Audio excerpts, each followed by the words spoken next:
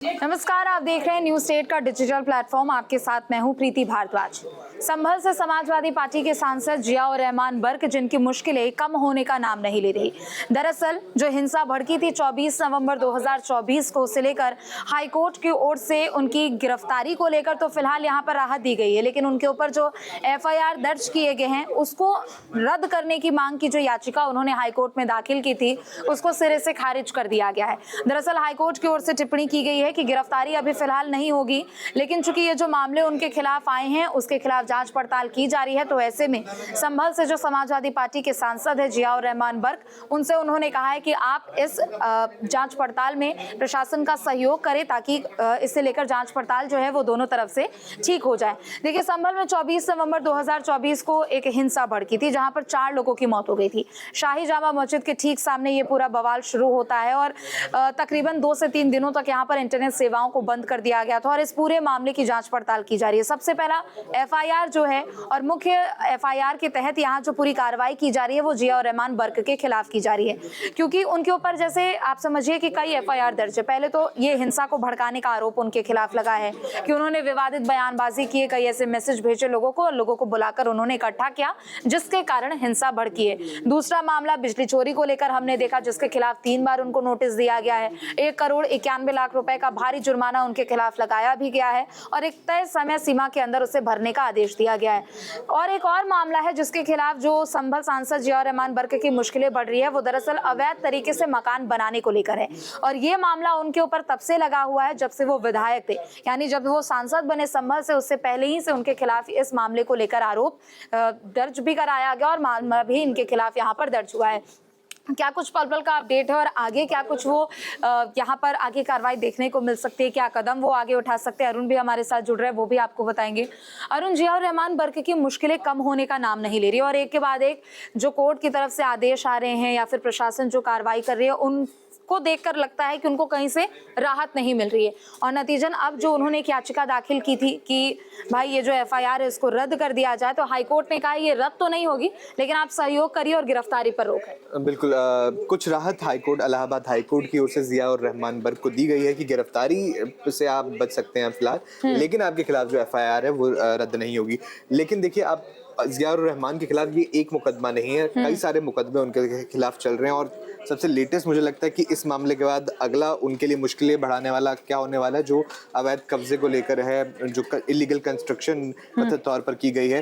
तीसरा नोटिस उन्हें सर्व कर दिया गया है और इस तीसरे नोटिस का जवाब उन्हें 4 जनवरी तक देना है। अगर वो ऐसा नहीं करते हैं तो हो सकता है कि उनके खिलाफ बुलडोजर की कार्रवाई, अवैध जो अतिक्रमण है उसकी कार्रवाई की जा सकती है। तो ये बहुत बड़ा झटका जो सपा सांसद हैं उनको मिल सकता है। देखिए, आप संभल हिंसा के जो आरोपी हैं उन्हें मुख्य आरोपी बनाया गया है संभल हिंसा में। FIR जिसके खिलाफ ये याचिका उन्होंने इलाहाबाद हाईकोर्ट में लगाई थी, उस मामले में भी उन्हें कम राहत नहीं है। अब देखिए, आपने जिस तरह से जिक्र किया कि गिरफ्तारी से तो बच सकते हैं, लेकिन आपको पुलिस या जो प्रशासन है उनका सहयोग देना पड़ेगा। इसका मतलब ये हुआ कि पुलिस जल्द ही जियाउर रहमान को पूछताछ के लिए बुला सकती है। अगर पूछताछ में उनके जवाब जो है सेटिस्फैक्ट्री नहीं पाए जाते हैं, गिरफ्तार तो नहीं हो सकते वो, लेकिन दूसरे तरह का एक्शन उन पर जरूर लिया जा सकता है। इसके अलावा जिस तरह से एक और बार आपने जिक्र किया कि जो कथित बिजली चोरी का उन पर आरोप है, उसको लेकर जो फाइन है वो भी 1 करोड़ 91 लाख रुपए का, और वो कंपाउंडेड फाइन है, यानी कि वो फाइन जो है कंपाउंड हुआ है और उसके बाद इतनी बड़ी राशि बन गई है, तो वो भी उन्हें पे करना है। उसमें भी अगर नॉन कंप्लायंस देखी जाती है तो उसमें भी एक्शन जो है तय है। तो बिल्कुल ये कहना गलत नहीं होगा कि जो सपा सांसद है, संभल के सांसद है, वो पूरी तरह से घिर चुके हैं इस मामले में। देखिए, कई यहाँ पर टिप्पणियां कोर्ट की ओर से तो की गई है, लेकिन सबसे महत्वपूर्ण उस एक बात पर भी यहाँ पर बात की जा सकती है कि जो शासकीय अधिवक्ता है ये किसान, उनकी तरफ से कहा गया है कि देखिए 2 अलग अलग तर्क दिए गए हैं बर्क साहब की तरफ से। पहला तर्क उन्होंने दिया कि मेरे खिलाफ ये जो इतने आरोप लगाए गए हैं और जो मुकदमा दर्ज किया गया, पहले वो तो निराधार है, तो इसी आधार पर आप तो पहले FIR को रद्द कीजिए। लेकिन दूसरा तर्क उन्होंने ये भी दिया है कि जिस दिन ये घटना हुई, मतलब 24 नवंबर को जो घटना हुई, वो जिले में मौजूद नहीं थे। लेकिन इसे लेकर एक तर्क ये भी दिया गया है कि वो जिले में बेशक मौजूद नहीं थे, लेकिन उनकी तरफ से सोशल मीडिया के जरिए, फोन के जरिए ऐसे मैसेज लोगों तक पहुंचाए गए हैं और ये आरोप लगा है कि कि उन्होंने ही ये मैसेज पहुंचाए हैं, जिसके बाद लोग शाही जामा मस्जिद के सामने आए, इकट्ठा हुए। बिल्कुल, देखिए पुलिस ने जो प्राथमिक अपनी जांच की उसके बाद उन्हें कुछ ऐसे सबूत या कुछ ऐसे एविडेंस जरूर मिले होंगे जिसकी वजह से उन्हें नंबर 1 आरोपी बनाया गया। देखिए आप किसी सिटिंग एमपी पर, चाहे वो विपक्ष का है, इस तरह के संगीन आरोप नहीं लगा सकते जब तक आपके पास कुछ ठोस सबूत ना हो। ठोस भी अगर मैं ना कहूँ, क्योंकि अगर ठोस सबूत होते तो वो सीधा पेश कर देते, लेकिन कुछ लिंकेज वाला एविडेंस जरूर होगा कि कहीं ना कहीं कोई तार जुड़ रहे होंगे। हालांकि वो प्रूव करना, वो कैसे तार जुड़ रहे हैं, जिस तरह से आपने अभी जिक्र किया कि क्या वो दावा कर रहे हैं कि वो उस समय जिले में मौजूद ही नहीं थे जब ये हिंसा हुई, लेकिन सोशल मीडिया के थ्रू या क्या उनका कोई कनेक्शन था जो हिंसा फैलाने में जिनकी साजिश लेकिन वो रही। कह रहे हैं कि मेरे ऊपर ये आरोप लगा है कि मैं तो जिले में मौजूद नहीं था, तो मैंने लोगों को बकायदा फोन किया, मैंने व्हाट्सएप मैसेज किया। ये कह रहे बर्क साहब कह रहे हैं कि मेरे ऊपर ये आरोप लगाए गए हैं, तो ये पूरे तरीके से निराधार है, वो ये कह रहे हैं। देखिए हाँ बिल्कुल, और उनका ये भी कहना है कि मैं बतौर सांसद उन्होंने बाकायदा लोगों से अपील की कि शांति बनाए रखें या इस तरह की घटना में संलिप्त ना हो। तो बिल्कुल उन्होंने अपने तर्क दिए हैं, लेकिन एफआईआर में अगर नाम है, अगर जांच में नाम है, तो आपको बिल्कुल सहयोग करना होगा पुलिस कर्मियों का। आप जांच से नहीं बच सकते हैं, खासतौर पर जब इतना संवेदनशील मामला है। इस हिंसा को एक संयोजित हिंसा बताया जा रहा है। हमने देखा था कि पाकिस्तानी एंगल भी कहीं ना कहीं या आईएसआई का एंगल भी, हथियार मिले थे, वो मेड इन पाकिस्तान थे, वो एंगल सामने आ रहा था।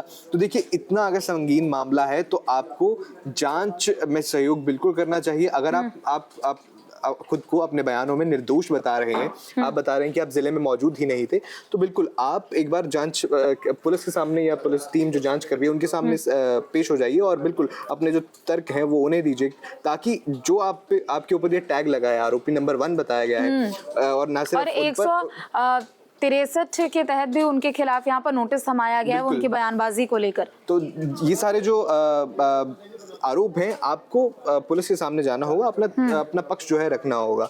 देखिए सिर्फ आप इस हिंसा के मामले की बात कर रहे हैं, जो दूसरे इनके ऊपर आरोप हैं, चाहे वो बिजली चोरी का है या फिर अवैध तरीके से मकान बनाने का है, तो वो मुझे लग रहा है कि अभी जो निकट संकट उनके लिए है वो अवैध तरीके से मकान बनाने का जो आरोप है उसको लेकर है। क्योंकि देखिए तीसरा नोटिस सर्व हुआ है एसडीएम की ओर से, तीसरा नोटिस सांसद को सर्व हुआ है। अगर वो 4 तारीख तक यानी कि कल तक इसका कोई माकूल जवाब नहीं देते हैं या ठीक से कंप्लायंस में नहीं आते हैं, तो उन पर बुलडोजर एक्शन भी हो सकता है।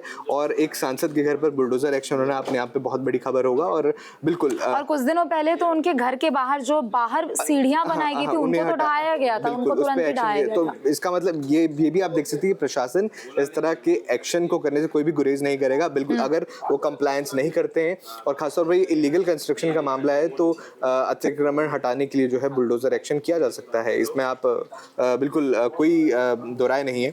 इसके अलावा अगर बिजली चोरी के आरोप की बात करें तो उसमें भी आप फंस रहे हैं, उसमें भी आप पर बिल्कुल। और ये तो सरासर क्वेश्चनेबल है कि आप समझिए कि जून से लेकर नवंबर तक किसी भी आम आदमी के भी घर का अगर आप मीटर चेक कर लें, नहीं भी तो कम से कम महीने में 150 से 200 यूनिट तो वो आता ही आता है बिल। लेकिन जून से लेकर नवंबर महीने का जो उनका बिजली बिल आया वो 0 आ रहा है। और वो कह रहे हैं कि मीटर से हमने कोई छेड़छाड़ नहीं किया, और बिजली विभाग कह रहा है कि ये तो पुराना मीटर है जो कि सालों पहले बंद हो चुका है। देखिए आप कोई आम व्यक्ति नहीं है, आप सांसद हैं उस इलाके के, तो आप जिम्मेदारियां और आपके घर पे बिल्कुल आपकी जिम्मेदारी बढ़ जाती है। और आपके घर पर इस तरह की अगर चीज हो रही है आपकी नोटिस में ही नहीं है, तो बिल्कुल ये मुझे नहीं लगता किसी भी तरह से ठीक बात है। और अगर कोई फाइन है भी तो आप इसको बता रहे हैं कि आपको पता नहीं है, आपको जानकारी नहीं है, तो बिल्कुल आप इसकी तह तक जाइए। और उसके बाद अगर बिल्कुल आपसे ही गलती हुई है तो आपको उसका जो हर्जाना है वो भी भुगतना होगा। हालांकि फाइन बहुत ज्यादा है, 1,91 लाख और ये कंपाउंडेड है। और अगर आप पे आगे जो जांच होती है उसमें भी अगर ये सही पाया जाता है या इसके अलावा सजा भी हो सकती है आपको।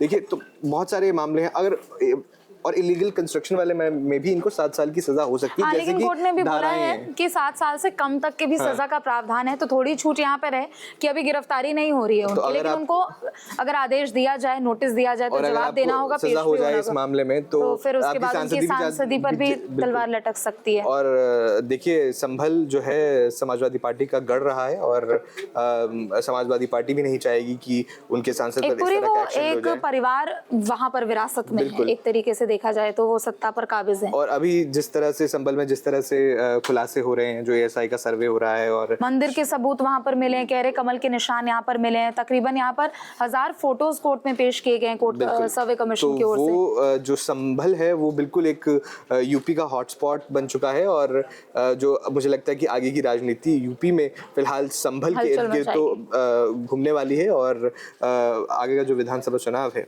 उसमें भी क्या पता ये मुद्दा भी बहुत ज्यादा जोर शोर से उठे। चलिए, बहुत बहुत शुक्रिया अरुण आपका। तो देखिए, संभल हिंसा को लेकर जो जांच की आंच है वो सांसद बर्क तक पहुंच चुकी है, और नंबर 1 आरोपी भी उनको बनाया गया, तो उनके पिता को भी आरोपी बनाया गया, लेकिन इस पूरे मामले को लेकर अभी फिलहाल उनको कोई राहत मिलती हुई नजर नहीं आ रही है। हाईकोर्ट की तरफ से कहना है कि एफआईआर रद्द करने की जो याचिका है उसको तो हम रद्द नहीं करेंगे, झटका उनको लगा है, लेकिन जांच में आपको सहयोग करना होगा, और गिरफ्तारी फिलहाल आपकी अभी नहीं हो रही है। फिलहाल के लिए बस इतना ही। आप देखते रहे न्यूज़ स्टेट। नमस्कार। न्यूज नेशन अब व्हाट्सएप पर खबरों के ताजा अपडेट के लिए न्यूज नेशन के इस क्यूआर कोड को स्कैन करें।